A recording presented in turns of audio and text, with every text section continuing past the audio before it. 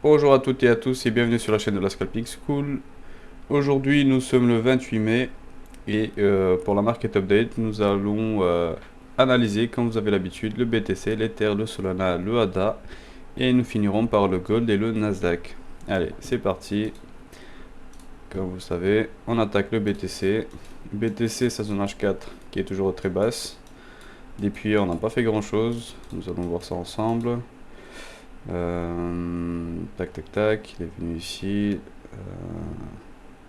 Pas terrible, il a juste pris de la liquidité puis il est reparti, il a repris le high. En M15, il avait tapé cette zone déjà en fait hier durant la journée. Il a un peu enfoncé hier aussi, mais vers 17-18. Là c'est plus une sorte de ABC. Mais j'aime pas beaucoup cet ABC. Pour le moment encore, je dirais que le marché ne sait pas où il veut aller. Il nous a pas encore donné une vraie direction claire. Donc voilà, mais en tout cas le target reste le même, à savoir ici, voire beaucoup plus haut. Voilà ce que je vois sur BTC. Donc pour le moment, nous sommes dans une sorte de range, dans une sorte d'attente. Il accumule. Alors, l'Ether. L'Ether. Donc, ici la zone H4. On est venu de là-haut dans la zone H4. J'avais mis une target ici au cas où en fait on descendait faire une ABC plus grande. Finalement, il a fait autre chose. Donc, allons voir un plus petit TF. Du coup, il était venu hier ici. Cette zone, elle a tenu. Il est revenu là-haut, là où j'avais mis la box. Zone de TP. Elle a fait son taf. Donc là, en fait, deux options. Soit en fait, on revient. Et on repart, et ainsi de suite. Peut-être même chercher une cassure comme je viens de tracer. Ou alors, en fait, juste on s'amuse là-dedans, en fait, le temps qu'il se décide. Soit on casse là-haut. Et à partir de là, en fait, on continue à push. Et si on continue à push comme ça, on va essayer déjà en fait dans un premier temps de casser cette zone daily dans laquelle nous sommes depuis un certain moment déjà, depuis le début du mois. Donc voilà, en H1. Alors le M15, qu'est-ce que nous avons? Donc le M15, comme je vous avais dit, petit abaissé vers le haut, on est revenu dans la zone TP. Donc là en fait il faut attendre, il faut voir en fait qu'est-ce qu'il nous donne. Pour le moment en fait c'est du range, comme on l'a vu aussi sur BTC. Faudra qu'il casse une des deux zones. Mais voilà, pour le moment je reste bull. Alors le Solana. Solana en H4. Solana c'est quasi la même chose, en fait la même config qu'Ether. Sauf que lui, comme je l'ai dit hier, il est quand même un peu plus pire que l'Ether. Parce que lui on voit bien en fait il est même pas venu là-haut. Donc lui il a juste fait du surplace. Il est plutôt similaire en fait au BTC qu'à l'Ether. Donc là en fait c'est du range aussi. Là sachant qu'il n'a pas eu la force d'aller plus haut, s'il revient ici qu'il enfonce, il peut facilement aller dans la deuxième zone minimum. Facilement parce que il a l'air d'être beaucoup plus vendu que les deux autres. Enfin que surtout que l'Ether. En tout cas.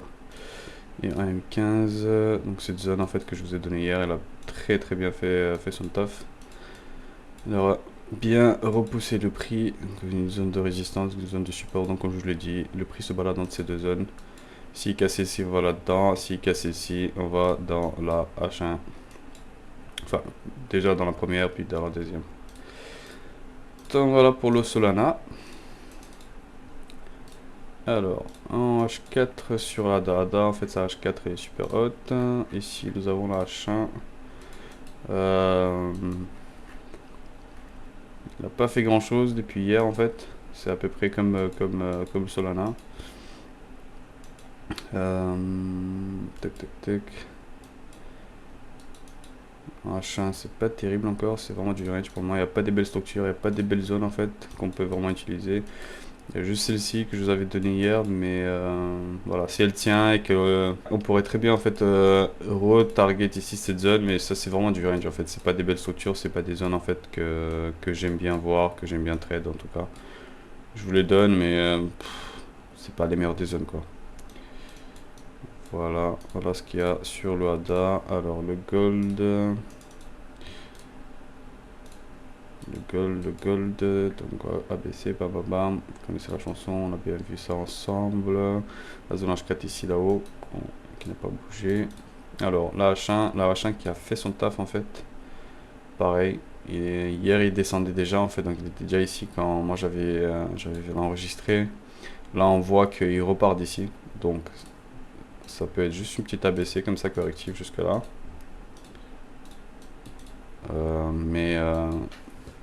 Mais vu que cette période a tenu, normalement c'est le high et on va techniquement reprendre le haut. Est-ce qu'on va le faire en une fois en une ligne droite? Je ne sais pas. Mais là déjà en fait il y a une petite ABC qui se dessine.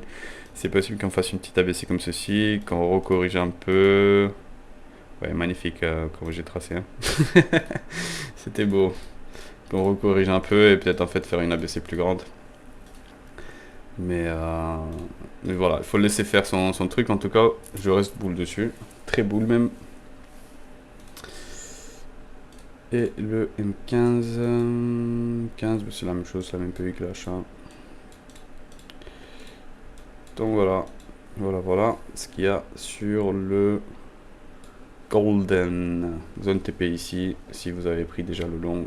Et si vous voyez qu'il continue à push, gardez un runner et visez la zone H4. Minimum la première. Voilà pour le Gold et le Nasdaq. Zone H4 super basse. On se rappelle qu'il avait touché sa zone daily. On avait break la première zone daily en fait. Là, on est à 2 doigts de... Enfin, on y va tout droit. Il n'y a rien qui arrête le prix pour le moment. À moins de refaire une petite ABC corrective. Mais pour le moment, je pense que c'est assez en fait. On a déjà fait une ABC ici.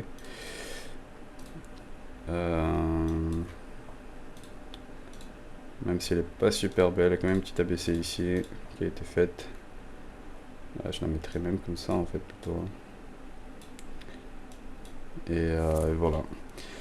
Donc c'est possible que ça soit suffisant. Si c'est pas suffisant, bah, on repartira sur une ABC plus grande. Peut-être même target en fait la zone ici en dessous. La H4. Mais déjà il faut qu'il casse des zones. Et là, depuis hier, il a cassé à la hausse. Il y avait cette zone en fait qui nous servait de support. Il y a la mèche qui l'a presque touché. Voilà. Ici il y avait une petite zone de résistance. Elle s'est faite exploser. Et à la deuxième, en fait, je vous avais dit, si on cassait la première, en fait, on allait tout droit vers la deuxième. Chose dite, chose faite. Là maintenant, si on casse là-haut et qu'on commence à clôturer et tout, bah à ce moment-là, il va falloir chercher des targets plus hautes, donc la daily de là-haut. La daily de là-haut. Nous y sommes plus très loin là maintenant, donc voilà, soyez patient. Attendez de prendre des beaux setups. Je ne prendrai pas un long ici, c'est sûr. Là, je le laisse travailler en fait. Je le prendrai que s'il casse là-haut ou s'il revient ici dans sa zone H1. Mais il faudra qu'il casse quand même. Hein.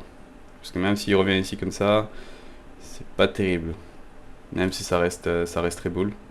Je préférerais en fait devoir casser ici là-haut et après en fait j'essaierai de me placer. Sinon il y a peut-être des setups en fait en M15. M15 ici aussi, donc voilà, STF qui est explosé, je déplace ici, hop, comme ceci. Donc j'attendrai la même chose, les mêmes zones de toute façon. Donc voilà, c'était tout pour moi en tout cas, je vous remercie pour votre attention, pour votre fidélité. Je vous invite à venir sur le Discord, à rejoindre le Discord. Je vous invite également à venir sur la chaîne Twitch, de discuter avec nous. Et voilà, si vous avez des coins à analyser, encore une fois, vous pouvez très bien les demander lors des lives. Et Tidus, que ce soit Tidus, que ce soit Nizer, ils vont les analyser avec un grand plaisir. Allez, bonne journée à tous, faites attention à vous, faites attention au marché, et on se voit demain. Allez, tchuss tchuss.